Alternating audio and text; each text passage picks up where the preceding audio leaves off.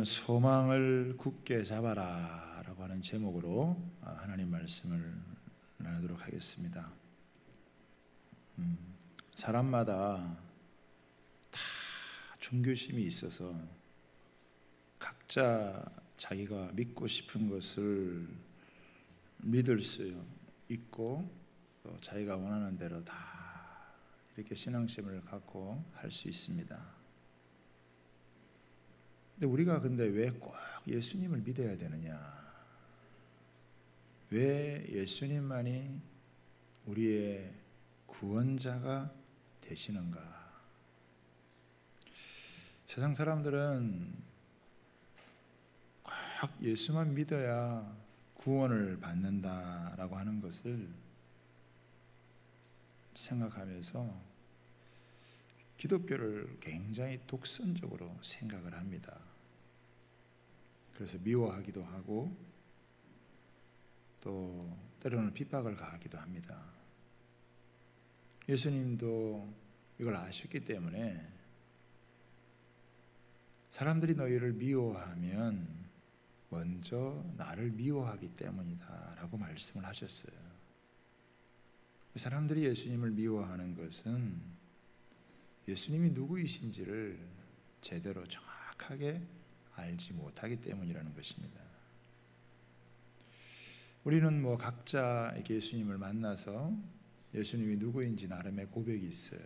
어떤 분들은 예수님은 나의 목자시다 이렇게 하고, 어떤 분은 예수님은 나의 인도자시다, 또 예수님은 나의 왕이시다. 다양한 여러분 고백들이 개인적으로 체험한 그런 고백들이 있을 수 있습니다.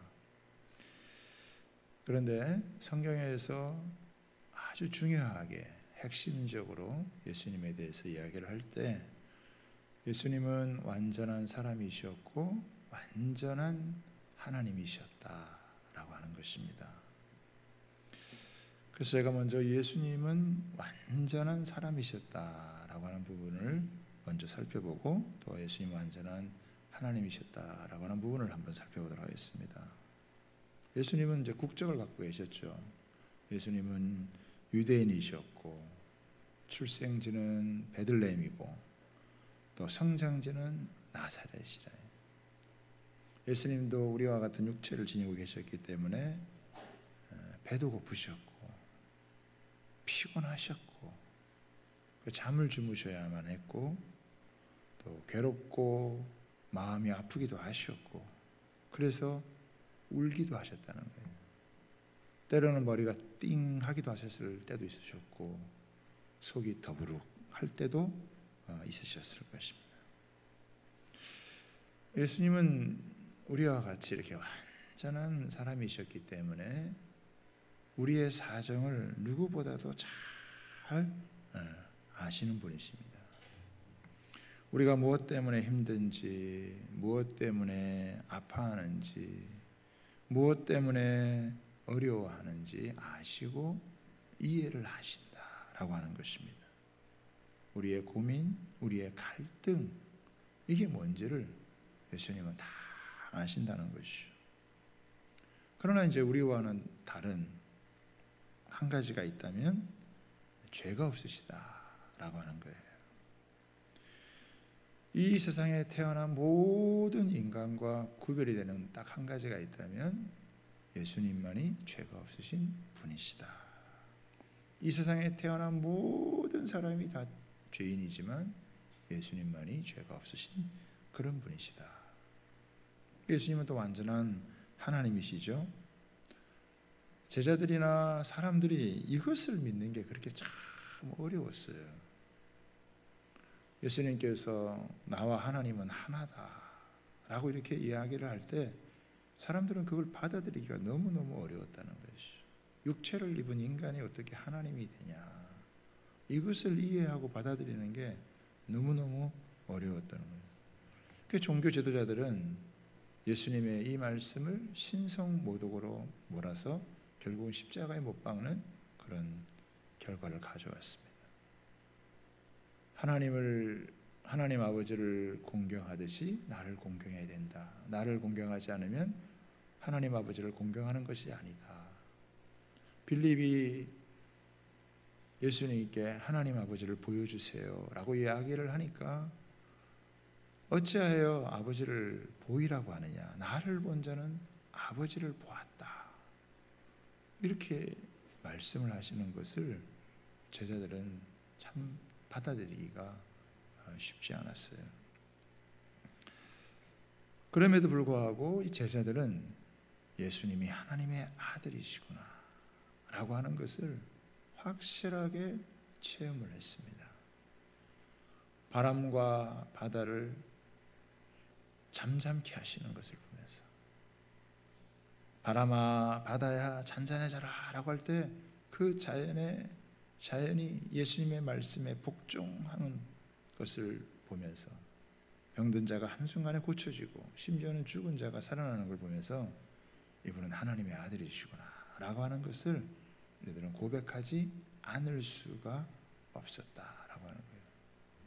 심지어는 예수님의 사형을 집행을 했던 백부장도 예수님의 사형을 집행하면서 지진이 일어나는 걸 보고, 그 모든 과정을 보고 과연 진정으로 하나님의 아들이시다라고 하는 고백을 하게 된 거죠. 신의 아들은 당시 로마 황제에게나 쓰는 그런 표현이고, 만약에 이것을 예수님에게 썼다라고 하는 것이 황제에게 알려지면 이 백부장은 사형에 해당되는 거예요. 자기가 비록 사형에 해당하는 말인 줄 알지만 예수님이 하나님의 아들이신 것을, 이거를 고백하지 않을 수가 없었다는 거예요. 대단한 용기가 아닐 수가 없습니다만, 그러나 너무나 분명하고 확실했기 때문에 이것을 전하지 않을 수가 없었다. 제자 중에서도 늘 의심이 많았던 도마도 부활하신 예수님께서 내 옆구리에 네 손을 넣어보고 내 손자국을 만져보아서 더 이상 의심하지 말고 믿는 자가 되라 했을 때, 이 도마가 주는 이 나의 주여 나의 하나님이시여 라고 이렇게 여러분 고백을 하셨어요. 예수님이 하나님이시라고 하는 것은 인간이 갖고 있는 모든 문제를 해결해 주시는 분이시다라고 하는 것입니다. 하나님과 인간이 분리가 되어서, 이 죄 때문에 분리가 되어져서 그동안 수없이 고통을 받아왔던 이 문제가 예수님의 이 십자가에 의해서 다 해결이 되어져서 이분이야말로 우리의 구원자다라고 하는 게 이제 선포가 된 것이죠. 여러분, 이 세상에는 자신을 메시아라고 생각하는 사람이 많습니다. 그렇게 떠버리는 사람들이 많아요. 우리나라에도 꽤 여러 사람들이 그런 이야기를 했어요. 그러나 중요한 건 뭐예요? 말은 할 수 있지만 증명을 해야 돼요. 이것을 입증을 해야 된다는 거예요. 예수님은 내가 구원자다라고 할 때 이것을 입증을 하셨어요.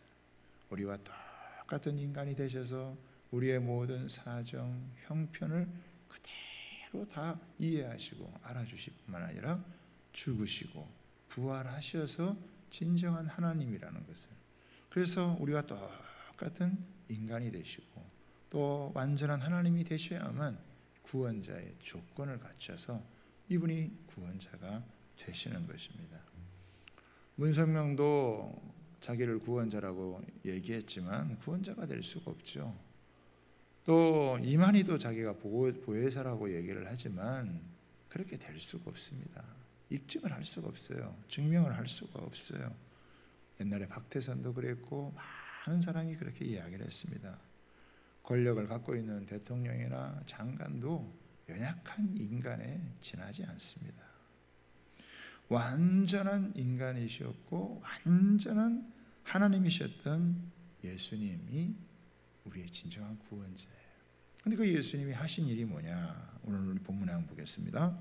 19절을 보겠습니다. 그러므로 형제들아, 우리가 예수의 피를 힘입어. 여기 보면 예수의 피를 힘입었다니까 예수님이 피를 흘렸다는 거잖아요. 그러니까 이 땅에 완전한 인간으로 완전한 하나님으로 오신 예수님께서 하신 최고의 일이 뭐냐? 물론 병든 자를 고쳐주시고 귀한 말씀을 전해주시고 많은 눌린 사람들을 자유케 하는 일을 하셨지만, 예수님이 오셔서 하신 최고의 일이 뭐냐? 십자가에서 피를 흘리시는 거예요. 왜 피를 흘리시느냐?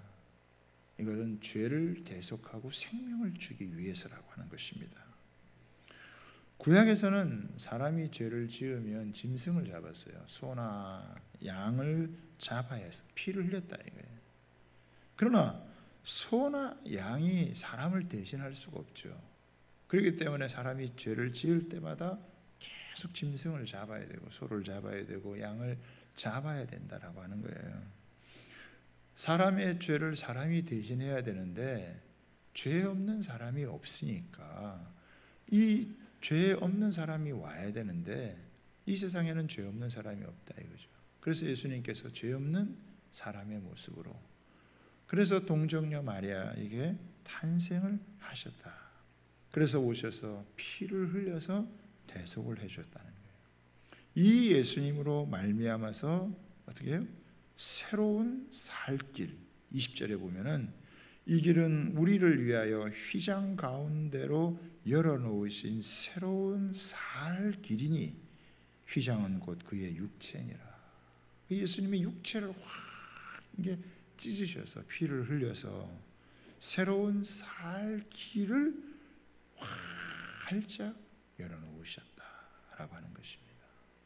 그래서 이 새로운 살 길, 이게 구체적으로 뭔지 오늘 두 가지 이 성경 본문에서 이야기를 하고 있는데 그거를 살펴보도록 하겠습니다. 첫 번째는 뭐냐? 하나님의 지성소로 마음껏 나아갈 수 있는 그런 길을 열어놓으셨다라고 하는 거예요. 그래서 우리가 이제는 하나님의 성소, 하나님의 지성소로 마음껏 여러분 나갈 수가 있게 되었다라고 하는 것입니다. 여러분 이제 위에 보시면 우리가 14절을 한번 보겠습니다. 14절 한번 보자. 시작. 그가 거룩한 자가 된 자들을 한 번의 제사로 영원히 온전하게 하셨느니라.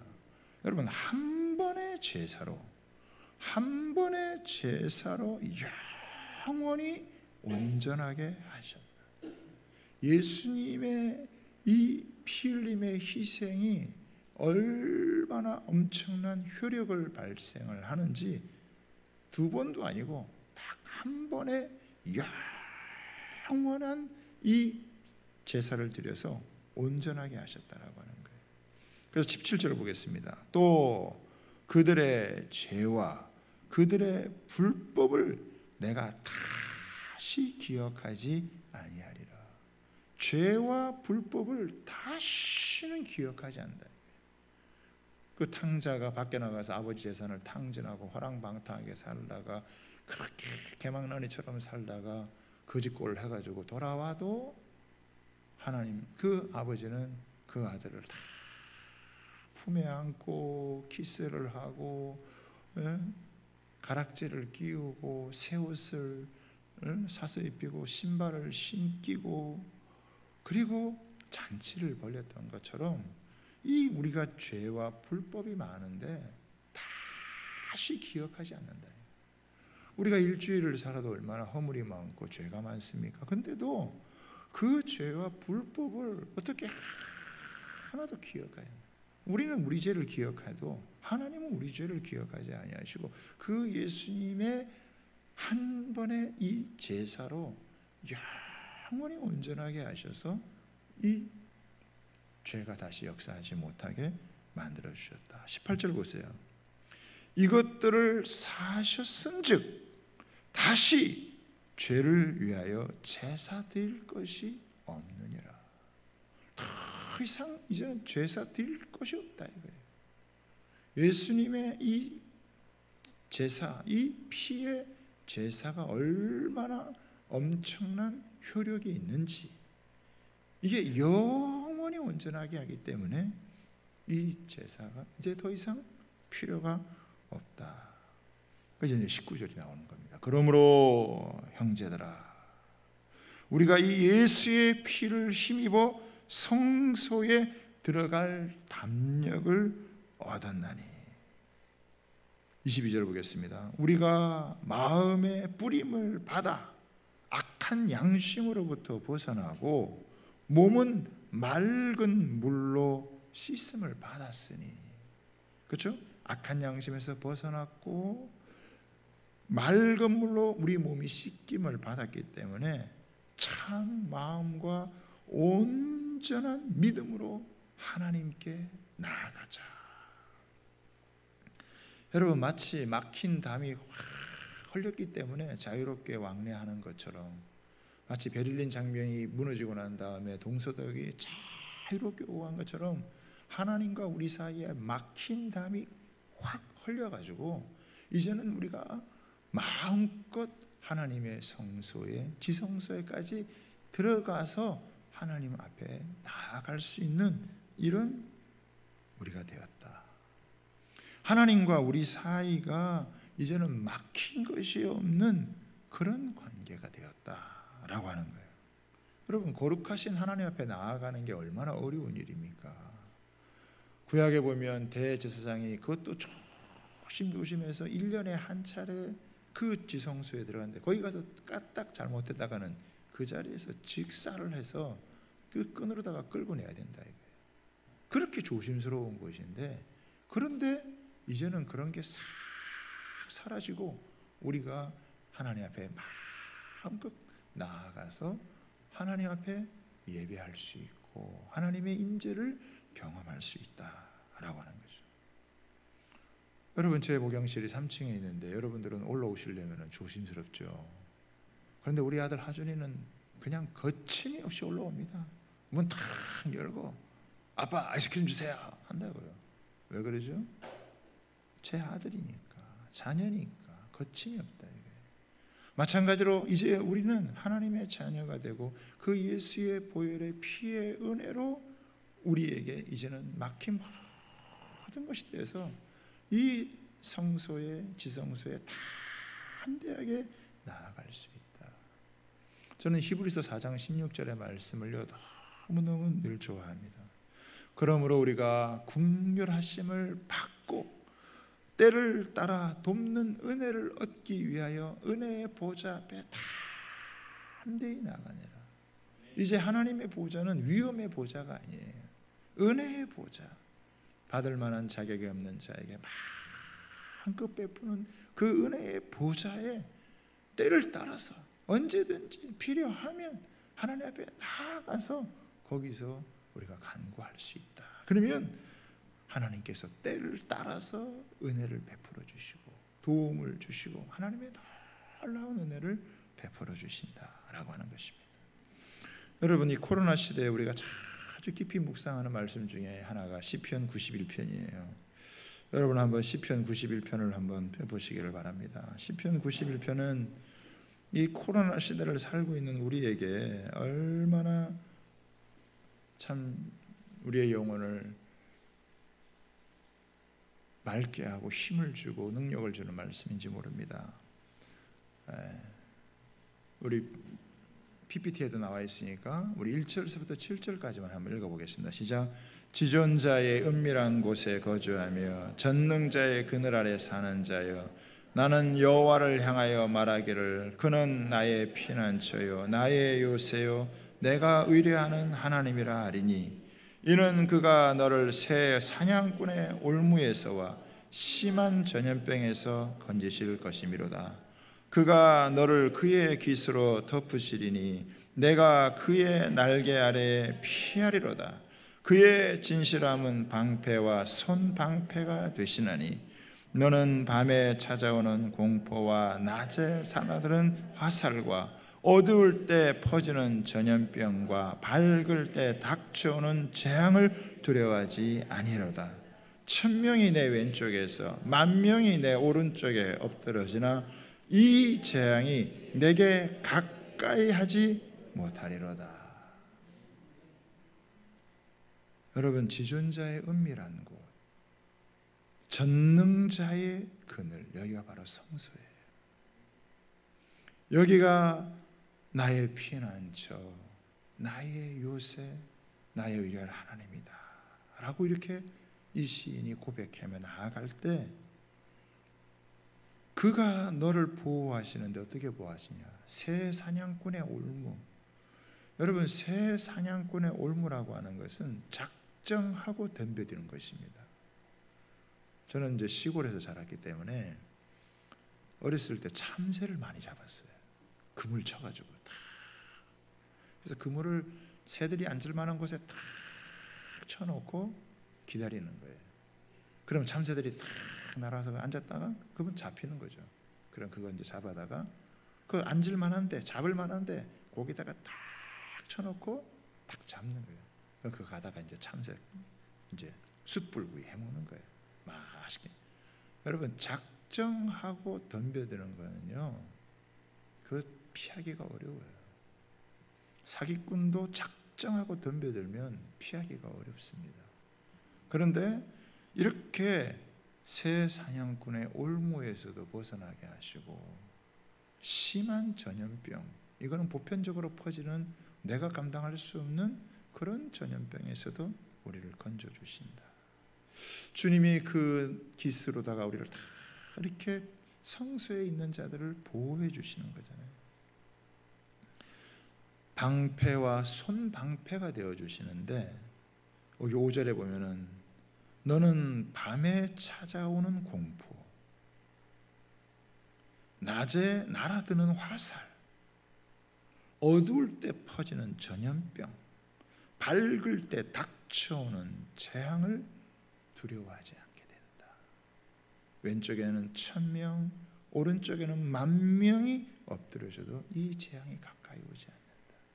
이게 하나님의 성소에 들어가는 자가 받는 은혜고 복이라는 거예요. 지존자의 은밀한 곳, 전능자의 그늘. 근데 여기에 언제든지 마음껏 여기에 갈 수 있다라고 하는 거죠.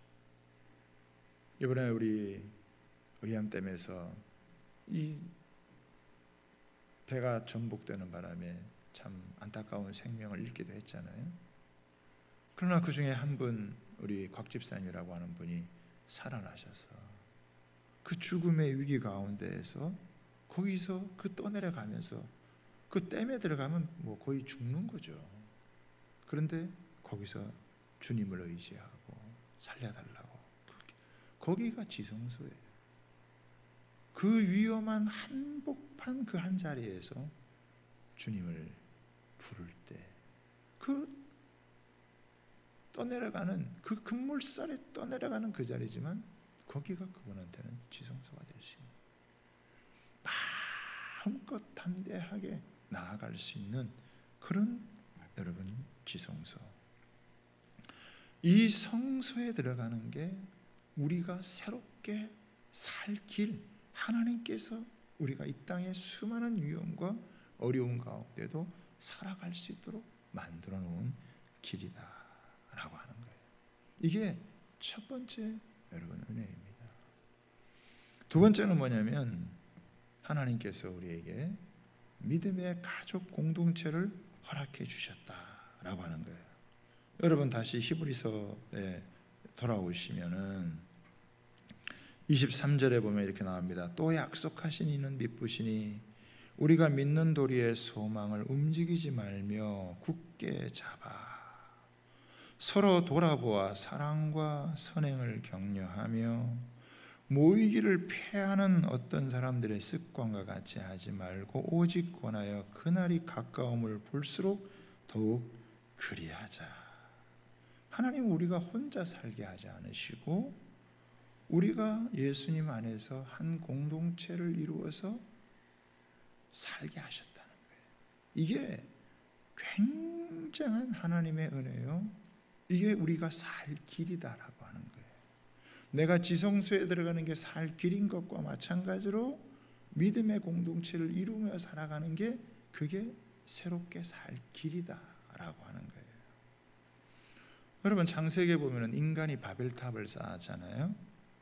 하나님을 배제하고 인간끼리 어떻게 더불어서 잘 살아보자라고 바벨탑을 쌓았는데 하나님이 이거를 싫어해서 흩으셨다 이거죠. 하나님 배제하고 인간끼리 잘해보자. 이게 공산주의예요. 이게 사회주의라 이거예요. 여러분, 공동체는 하나님이 계실 때 가능한 거예요. 아담과 하와가 가정을 이뤘는데 아담과 하와가 있다고 해서 공동체가 되는 게 아니에요. 아담과 하와 가운데 하나님이 계실 때 공동체가 되어지는 거예요. 하나님을 모신 공동체, 거기는 2사람, 3사람이라 할지라도 거기에 하나님이 역사하신다라고 하는 거예요.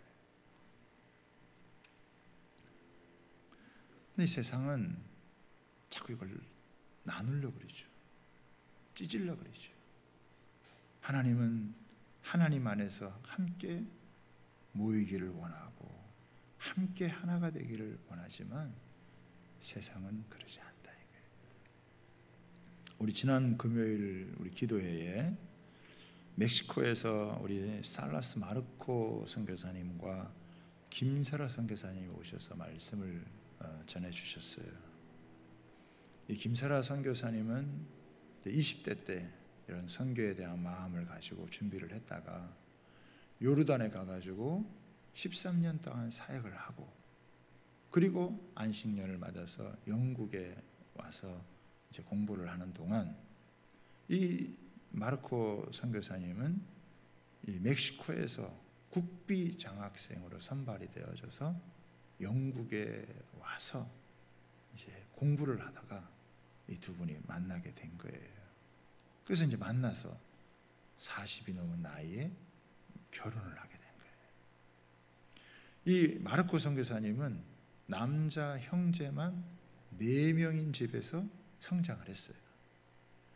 이 김세라 선교사님은 여자 자매들만 있는 3명의 집에서 성장을 했습니다.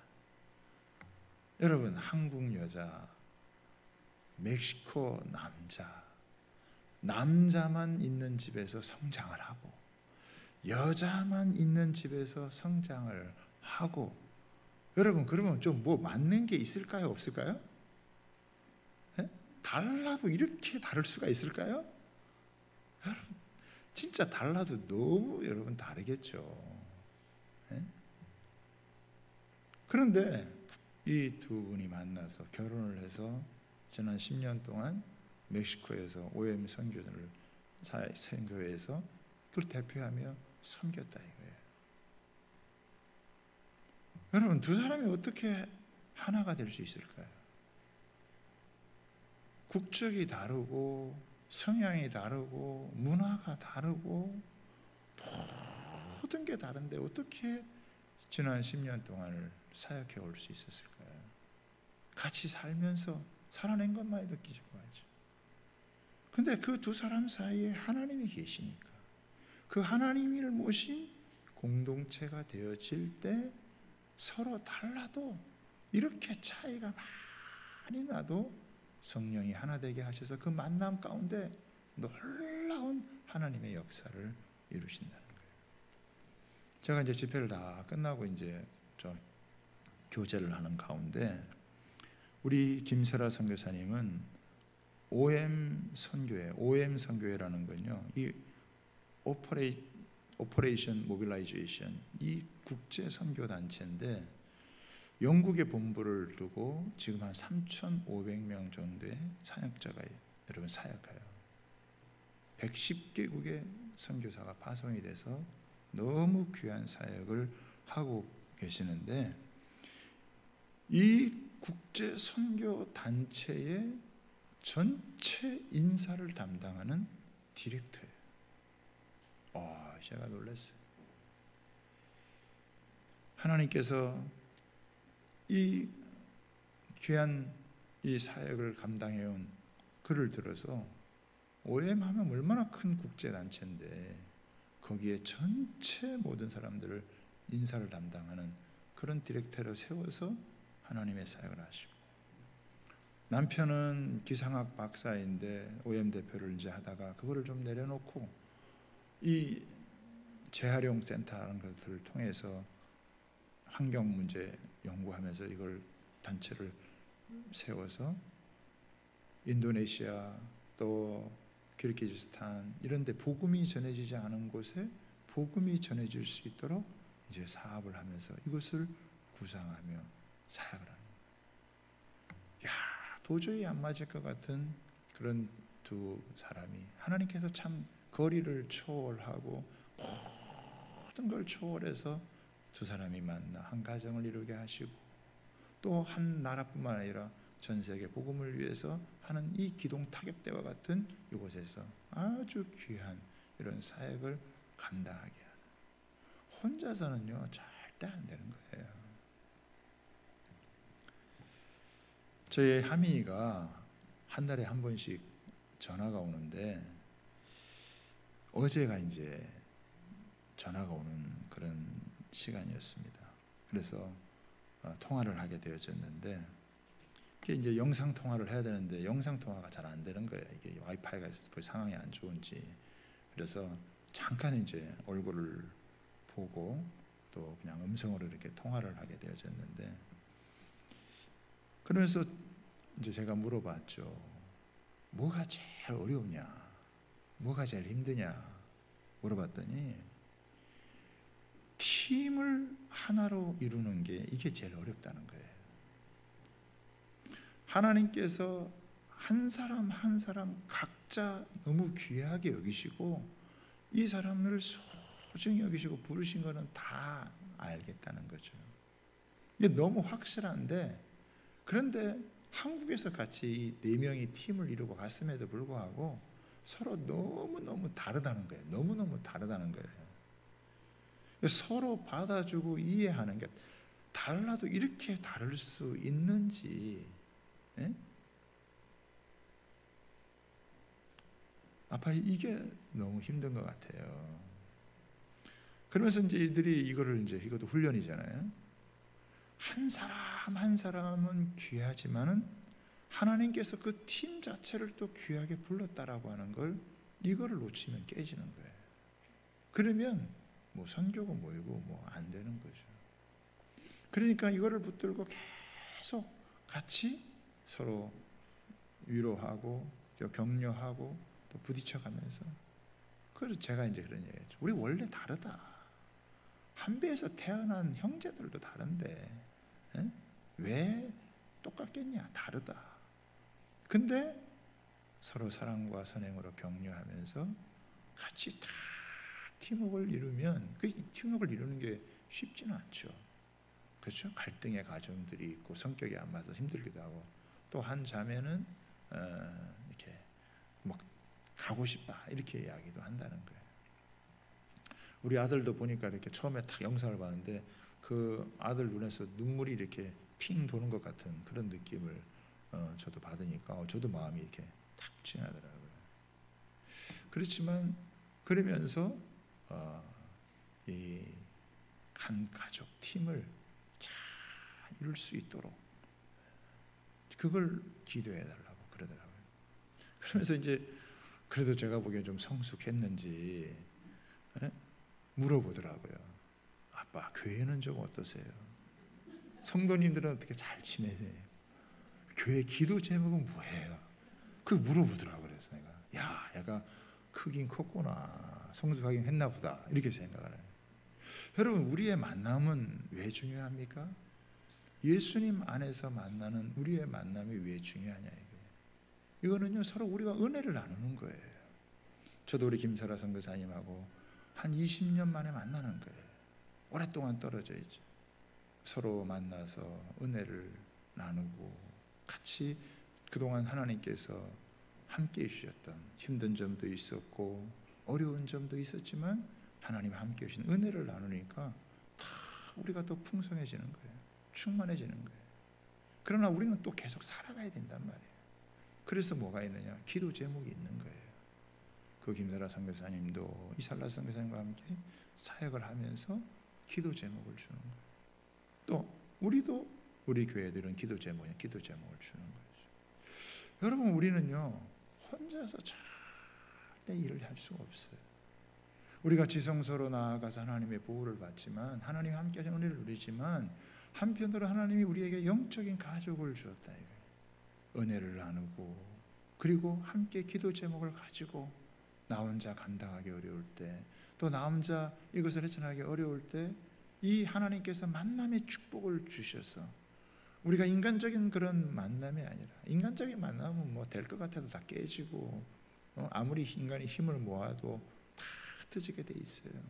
그런데 예수 안에서 하나님의 주권을 인정하고 만나는 이 만남이 영적인 스파크를 일으킨다. 그 만남을 통해서 은혜를 나누고 서로 기도 제목을 나누면서 함께 기도하다가 보면 하나님께서 그 만남을 얼마나 놀랍게 역사하시는지. 우리가 이렇게 예배당에 모여가지고 예배를 드리고 함께 하나님 앞에 예배하는 것도 너무너무 귀중하죠. 그러나 이것 못지않게 중요한 게 뭐냐, 이것은 소그룹으로 우리의 만남을 깊이 있게 가져가는 겁니다. 가정에서 가정 예배로 모이는 거, 부모 자식이 예수님 안에서 소통해서 모이는 거, 우리 셀 가족들이 여러분 모여서 마음을 나누고 은혜를 나누고 서로 위해서 기도하는 거, 이게 얼마나 중요한지 모르는데, 지금 우리는 온라인, 오프라인 이것을 다 지금 이거 양쪽을 하지만, 이 서울 경기권에서는 이 오프라인 예배 드리지 못해서 갈급한 심령들이 얼마나 많은지 몰라요. 그래도요, 하여간 바울과 실라가 감옥 속에서라도 기도하고 찬양했을 때 최상의 은혜를 누렸던 것처럼 우리는요, 모든 걸 동원을 해야 된다.